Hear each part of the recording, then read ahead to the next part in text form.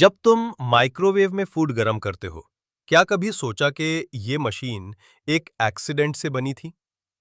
1950 में एक साइंटिस्ट पर्सी स्पेंसर एक रडार मशीन टेस्ट कर रहा था। उसके पॉकेट में चॉकलेट बार थी और टेस्ट करते करते वो चॉकलेट मेल्ट हो गई।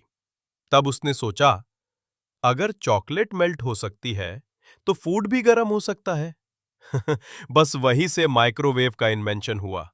एक मिस्टेक ने दुनिया बदल दी। तो याद रखो, हर मिस्टेक फेलियर नहीं होती। कभी-कभी